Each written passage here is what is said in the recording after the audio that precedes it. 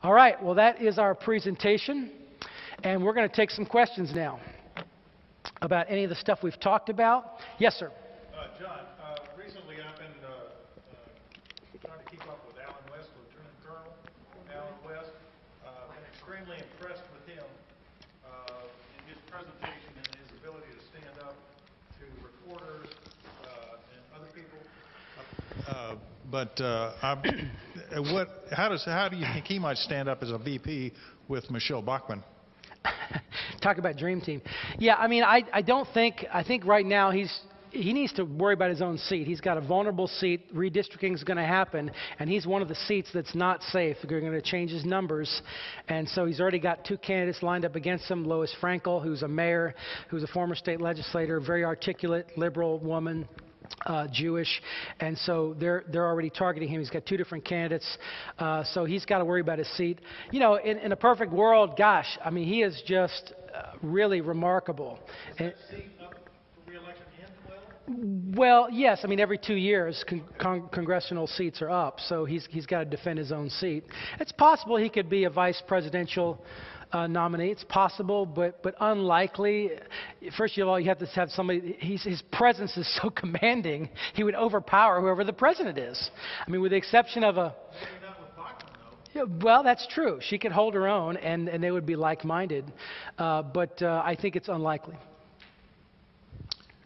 Who do you think's the best team of all you going over that have not said they will not run that can beat Obama? That's what I want to know. Say that again? Who is the best two up there that has not said they will not run, that are still in the race or may get in the race? What team do you think has the best chance to defeat Obama? Just strictly on a pragmatic level? Well, I think Huckabee. Just looking at the top of the ticket, Huckabee's got the best chance. If you had Huckabee and Marco Rubio, I think you're there. I think you're there. Because of the obvious reasons that both of them can reach over in the general election and reach over to Latinos and even pull conservative Democrats over in huge numbers and independents over as well. So I think that would be the ticket in my judgment right now. Obviously, there's lots of people I'm not thinking about, but just on the top of my head, that's what I would say. Do you think both of them being be a media party? Well, we may decide the race. I mean, if we're number 5 and you have, you know, the scenario I showed you, Florida's going to call it. So another reason why to pick Marco Rubio, if it gets down to that, although the vice presidents are picked later in the proceeding. But yeah, I mean, I think it's possible. Hey, John, I'm going to ask you a kind of a complicated question and ask for a kind of a simple response, I guess.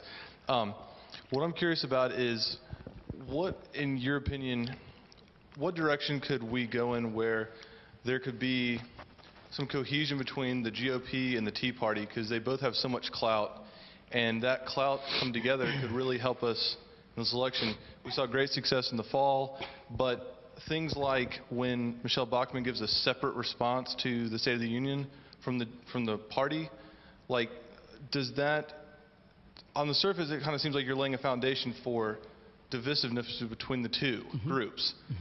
Do you see that as a problem, and what would be your game plan to bring them together?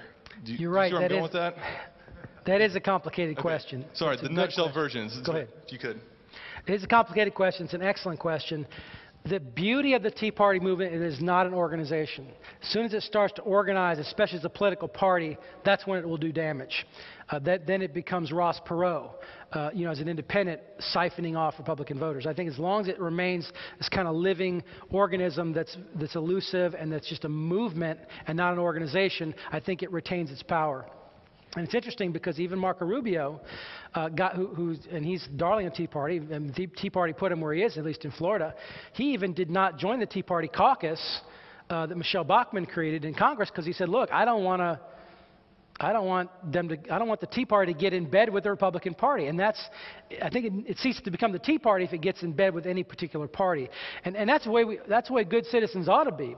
I mean, that's what our organization is doing, and I'd love for there to be Democrats like the one I just talked about in Tallahassee, like Representative Campbell, who have come back to sanity. I mean, we used to have that. We used to have up here, Bo Evil, conservative, blue dog, yellow dog Democrats, whatever you want to call them. And so, but unfortunately, the process has become so polarized through social issues, for better or for worse. If you don't toe the party line, usually you don't get out of the primary. And so, so I think that it's good for the Tea Party to remain independent. I think the day that it becomes a formal political party, it will make Republicans lose, and it will not do nothing other than that. It could never be a force that could get enough. I think it's good where they're positioned right now, and they should maintain their current course.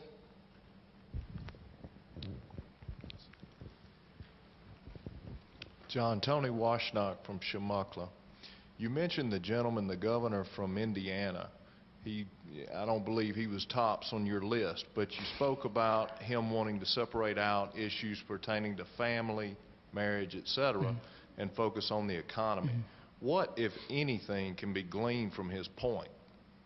No, I think that, you know, we understand these things. What my concern is not the perception. Like in Tallahassee, Rick Scott says, you know, I spent 2 hours with him in my office, and he says, look, I'm the jobs governor. I'm gonna focus on the economy. I'm fine with that.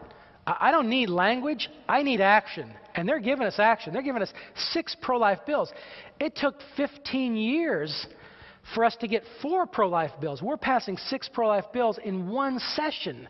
And that's as a result of your work of electing good people in Tallahassee. So when it comes to the appearance in politics, that's different than the substance. So obviously the critical crisis issue in our society today is the economy. I mean, we're going to bankrupt our country. We will literally become a second or third world country eventually if we don't. We're going to owned by China. Something radical will happen. Larry Burkett wrote a book, The Coming Economic Earthquake, years ago. It's way before its time, but if you read that book now, it's scary how accurate it is, because everything he said is coming to fruition. So I think it's smart to lead with economic issues, especially in the general election, but I think that you can't abandon them as a matter of policy, and that's the difference. So I think that's what we can learn from the comment on truth and social issues. My concern is not mention them. He's just saying, let's just forget about them for right now. Yeah, your numbers were a lot, you know, on 08, but I really would say I think a lot of things have changed in those 3 years. So Sure. A lot. So I think it's a little more open than maybe it seems from those 08 numbers. You mean you think that it's possible? You think if Huckabee and Romney are both in the race, there could be other people that overtake them because of the plurality of the candidates? Well, because of the things that have happened in our nation in the last 3 years. It's very possible. Sure. Big difference from 08. You're right. It's very fluid. Very fluid. Yes, I know one thing that Obama did successfully in the 2008 election was he greatly got the younger population vote. And which candidate would you say has the greatest likelihood of being able to appeal to that audience? Great question. You know, I think Palin has an appeal to young people. Huckabee also has an appeal to young people. Obviously, the younger the candidate, the more the appeal. Although Ron Paul really appeals to a lot of hardcore. I mean, CPAC was filled with college students. I mean, they, you know, he mobilized them to vote for him. So I think that, you know, those candidates, Paul, I think Palin and Huckabee would probably be the 3 that would most appeal to young people.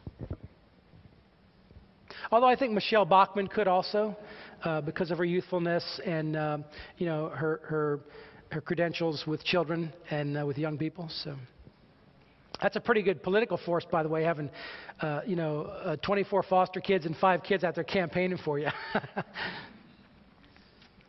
In 2008, Governor Huckabee wasn't able to put away Mitt Romney or, you know, or Senator McCain. What's different this year, other than just a national draw of 3 or 4 years of national TV? Or I mean, how's his candidacy going to be different to make him the man to beat President Obama?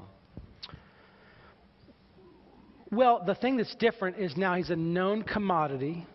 He's been through the process. He did so much with so little money before. Now people are more likely to invest in Mike Huckabee because they know he's got game. He had game in Iowa. He had game. And frankly, here's what happened. Fred Thompson got in the way. And I actually supported Fred Thompson for a brief, regretful period. But I thought he was going to be the next Reagan, as many of us did in the Arlington group, but it didn't work out that way. And so it's funny because Huckabee and Thompson were different. They were opposite in this way. If you never met Fred Thompson, you thought, oh yeah, Fred Thompson, I like him, Law and Order, I like that guy, secure, you know, got a good head on his shoulders. But then when you heard Fred Thompson, you were like, oh my gosh, what is this? Huckabee, if you never met him, you thought, preacher, Arkansas, no way, Huckabee, I mean, give me a break. Then you heard Mike Huckabee, you're like, oh my gosh, yeah, I can do Huckabee. So it's inverse relationship there. But I think that what Huckabee has is he has credibility, he has legitimacy from winning previously. He's a known commodity. He's a safe commodity. He's shown in the polls that he could beat Obama and that he would do very well in the first 4 and 5 states. So all those things, you know, he didn't have money before, but if he decides to throw in now, you'll have lots of people putting money, they're social conservatives putting money on Mike Huckabee. And so I think that's the difference, is he was a risk before.